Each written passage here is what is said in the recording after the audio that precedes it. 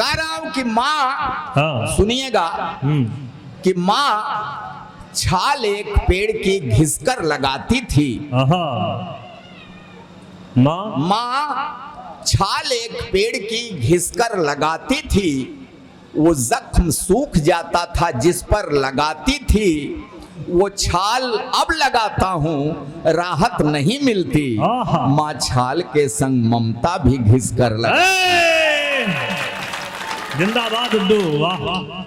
मैले फटे कपड़े मेरे जब धोने लगती थी, मुख देख कर मेरा उदास होने लगती थी, झुंझला के मेरी जिद पे मुझे पीटती तो थी, मैं रोता तो फिर माँ भी मेरी रोने लगती थी। बढ़िया सुन रहे हैं आप, बढ़िया सुन रहे हैं, वाह। हाँ, ऐसे ही इशारा करते रहिए, तालियां आपकी सूचित करती हैं, बस बहुत बढ़िया। देखिए, मैं मुंह देख करके बातें नहीं किया करता। अक्सर जन्मदिन मनाए जाते हैं, लेकिन एक बात खास देखी मैंने कि लोग दिल से उत्साहित हैं। विधायक जी, कुछ न कुछ तो खास बात आप में है। जन्मदिन तो और देखे हैं हमने बहुत, लेकिन इस तरह से दिल से जुड़े हुए लोग हैं आपसे, ये इसमें कहीं से कोई दो राय नहीं। तब सुनिएगा कि सच्चाई से नजर मिलाना, आप इतने लोग इतना फॉलो करते हैं आदरणीय गुप्त जी को, तब कह रहा हूं कि सच्चाई से नजर मिलाना सबके बस की बात नहीं, और के गम में खुद को जलाना सबके बस की बात नहीं। दौलत वाले कई करोड़ का महल बना तो लेते हैं, और के दिल में जगह बनाना सबके बस। वाह वाह वाह वाह वाह वाह वाह, बहुत बढ़िया, बहुत अच्छा।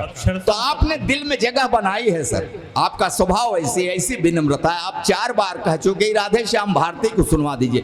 राधे श्याम भारती इतना ऐसा कुछ नहीं है, हाँ उस माँ की कृपा है। अभी साल भर पहले जो लाफ्टर चैंपियन हुआ सोनी चैनल पर, तो सिर्फ मैं, ये तो कौशाम्बी तो अब अलग हुआ है यार, ये तो प्रयागराज का ही हिस्सा था, अब आपका जिला अलग हो गया है, तो कौशाम्बी और प्रयागराज में कोई अंतर नहीं। लेकिन मैं कह रहा हूं पूरे अवध क्षेत्र का प्रतिनिधित्व पूरी इज्जत के साथ बंबई के उस सोनी चैनल के मंच पर मैंने जो कविता को प्रतिष्ठित किया है, मैं चाहता हूं कि उस कविता के नाम से एक बार तालियां मिल जाए। देखिए, मैंने तारीफ तो किया आदरणीय गुप्त जी की, लेकिन सभी लोग ऐसे नहीं है इस देश में, हर नेता इस तरह का नहीं है। अब बातें उठाइएगा, अभी तक तो मैंने जो अच्छी अच्छी बातें की, ये मेरी आदत नहीं है। मैं कुछ दूसरे रंग का, हाँ, अपनी औकात वाला। हाँ, स्वागत है तू। सुनिए सुनिए, माहौल बनाने दीजिए, बन जाएगा, बन गया है। कह रहा हूं कि सब आदरणीय गुप्त जी की तरह नेता नहीं है। कुछ कैसे हैं, कोई यहां क्रिकेट का खेल बेच रहा है, कोई यहां क्रिकेट का खेल बेच रहा है, थाना कोई तो कोई जेल बेच रहा है। पैसे का खेल देखो, सदी का महानायक बाजार में नवरत्न तेल बेच रहा है।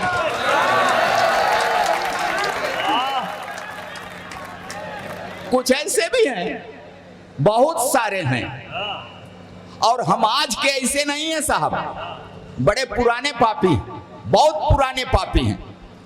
त्रेता में भगवान श्री राम हुए, राम जी को लंका पर चढ़ाई करनी है, रावण जैसे दुर्धर्ष योद्धा से युद्ध करना है सर।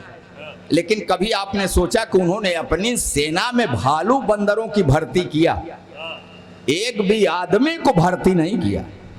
वो दूरदर्शी थे, जानते थे कि आदमी का कोई भरोसा नहीं, ये कब गड़बड़ कर जाए इसका कोई भरोसा नहीं। हम लोग तभी से संदिग्ध हैं साहब। लंका विजय के सब प्रयास तब तार तार हो जाते। सुनिएगा, ये मुहल्ला बढ़िया सुन रहा है। हाँ, कह रहा हूं कि लंका विजय के सब प्रयास तब तार तार हो जाते, राम की सेना में मनुष्य होते तो निश्चित था कि हार हो जाते। वाह अब इस पर कौन सी ताली है? अभी कोई बढ़िया बात नहीं कही, बढ़िया बात कहूं तब।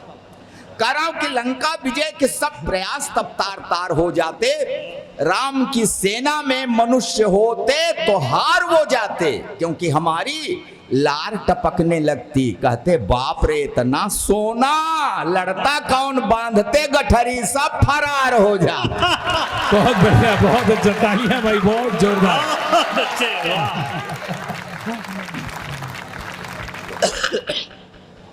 हम लोग तभी से ऐसे हैं साहब। अच्छा हाँ, और तब कहता हूं कि कभी नफरत, गोविंद जी सुनिएगा, स्वागत। बढ़िया लिखते हैं आप। स्वागत, दुर्गेश जी स्वागत। तो बहुत अच्छा काव्य पाठ किए भाई, जोश भर। अरे यार, स्वागत स्वागत स्वागत। हालांकि प्रयाग तो तीर्थराज है, अयोध्या तो फिर हल्की ही पड़ेगी। अरे आपके सामने तो संसार हल्का था। नहीं वो नहीं कह रहा हूं भाई। कभी नफरत हाँ मोहब्बत की कभी तासीर देती है, कभी नफरत मोहब्बत की कभी तासीर देती है, खुशी देती है तो आंखों में खारा नीर देती है, कोई बातों से अपनी जीत लेता है किसी का दिल, किसी की बात ही तो है कलेजा चीर देती। वाह बाधाओं को हिम्मत से सदा लांघता रहा। आदरणीय गुप्त जी, अभी तो आप 50वें ये सालगिरह है आपकी, और 10 साल आगे चलिए तब अनुभव करिएगा जो मैं कह रहा हूं कि बाधाओं को हिम्मत से सदा लांघता रहा, सरबोझ गृहस्थी का लिए हाँफता रहा, घर में महाभारत मेरे बेटों ने रच दिया, मैं जिंदगी भर राम कथा बांचता रहा। वाह वाह वाह वाह वाह। और अभी गोविंद जी टांट कर रहे थे क्या वो कि मेरे भी बाल सफेद हो गए हैं 2-4, हमने सब ठीक ठाक कर लिया, आपका भी सब एकदम काला है।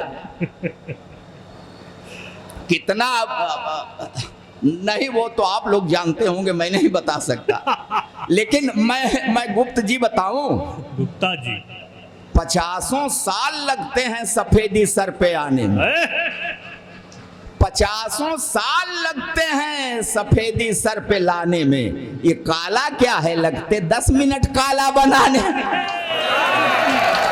बहुत अच्छे, बहुत बढ़िया। हंसिए मत, नहीं ये वक्त है जिसने तुम्हें यूं रूपवंती कर दिया। रूपवंती, वो हमको, हम रूपवंता हो सकते हैं। हो कोई शब्द रूपवंता तो बता दीजिए, या दूसरा इसका पर्याय कोई दे दीजिए तो मैं मान जाऊंगा। बहुत सोच समझ के लिखा जाता है। सुनिए, स्वागत। कह रहा हूं कि नाज मत करिए, वक्त है जिसने तुम्हें यूं रूपवंती कर दिया, लेकिन जाने कितनों को इसी ने किंवदंती कर दिया।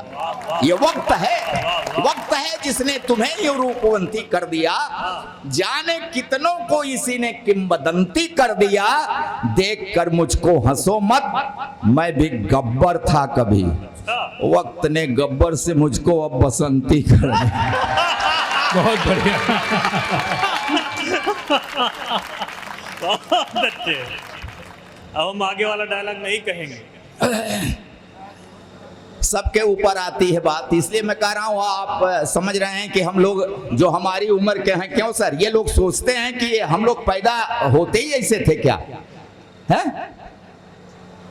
मैं तो आपसे सही कह रहा हूं, मैं छोटा था तो बड़ा होनहार था, मैं छोटा सा था तो बड़ा होनहार था। मुझको देखकर मेरी अम्मा, चाची, बुआ, मामी, मौसी सब यही कहती, ए देख इसका माथा मुझ पर गया है, कोई कहती आंख मुझ पर गई, कोई कहती नाक, कोई कहते होठ, कोई कहती हंसी। विधायक जी सब कहती यही है, ये मुझ पर गया है, ये मुझ पर गया है, ये मुझ पर गया है। वो तो बाद में मेरे गजब के कारनामों को देख के सब पलटी मार गई, कहने लगी हरामखोर पता नहीं किस पर गया। बिल्कुल सही कहा। अच्छा मैं बिगड़ न जाऊं इसलिए मेरे बाप ने, विधायक जी मैं बिगड़ न जाऊं इसलिए मेरे बाप ने मुझको गांव वाले सरकारी प्राइमरी स्कूल में नहीं पढ़ाया, मेरा एडमिशन एक अच्छे प्राइवेट स्कूल में कराया। पिताजी का ये अच्छा विचार था, मगर मैं भी होनहार था, उस अच्छे स्कूल की अच्छी पढ़ाई भी मेरा कुछ नहीं बिगाड़ पाई। मैं वहां भी अति प्रसन्न 5वीं तक पहुंचते पहुंचते सर्वगुण संपन्न। वाह भाई वाह। पढ़ाई लिखाई छोड़कर हर विषय का विशेषज्ञ। फिर मेरे बाप ने घर पर 50 रुपए महीने का ट्यूटर लगा दिया। अच्छा। वो ट्यूटर मुझको 5 रुपए की पढ़ाता था, 45 की ठुकाई करता था। अच्छा मेरे ठुकाई कार्यक्रम में मेरे पिताजी भी रेगुलर सहयोग करते थे, कभी कभी फूफा मामा मौसा जी भी अपना कीमती वक्त देते थे। मैं शाम को पढ़ता जरूर, फिर पिटता जरूर, फिर रोता जरूर। जिस रोज नहीं सुनते मेरा रोना, मोहल्ले वाले आके पूछते आज बबुआ की तबीयत खराब है क्या? अजय जिस बार मैं पास हो जाता था तो पिताजी बाजार की किसी दुकान से मुझको जूते दिलवाते थे।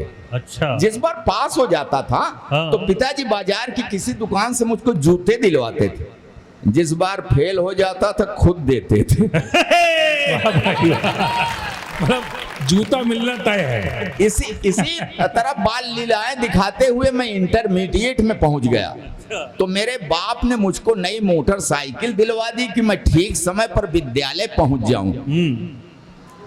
मैं ठीक समय पर पता नहीं कहां कहां पहुंच गया। फिर एक दिन ठीक समय पर पुलिस पहुंच गई। अच्छा। फिर मैं ठीक जगह पर पहुंच गया। फिलहाल 6 महीने के बाद तिहाड़ की तीर्थ यात्रा करके वापस लौटा। तो मेरे बाप ने कहा कि देख तेरे अंदर सभी लक्षण उभर आए हैं, ऐसा कर अब तू कवि बन जा। अच्छा। तो आप पढ़े लिखे लोग हैं, पढ़े होंगे कि वियोगी होगा पहला कवि, आह से उपजा होगा गान। आह से गान, आह से कविता निकलती है। आह कब निकलती है? जब पढ़ती है। तो बिना पढ़े कोई कवि हो ही नहीं सकता। हाँ, जितने को देख रहे हैं सब पर पड़ी, सब पाए। हाँ, जिन्हें बीबी ने पीटा करुण रस में गुनगुनाते हैं। पिटे जो प्रेमिका से वो सभी श्रृंगार गाते हैं। कहां गए सुजी? पिटे जो प्रेमिका से वो सभी श्रृंगार गाते हैं, और जिन्हें पब्लिक ने पीटा बन गए वो वीर रस के कवि। जो थाने में पिटे हैं हास्य की कविता सुना। अच्छा, एक बात पे पुलिस वाले भैया ताली बजा।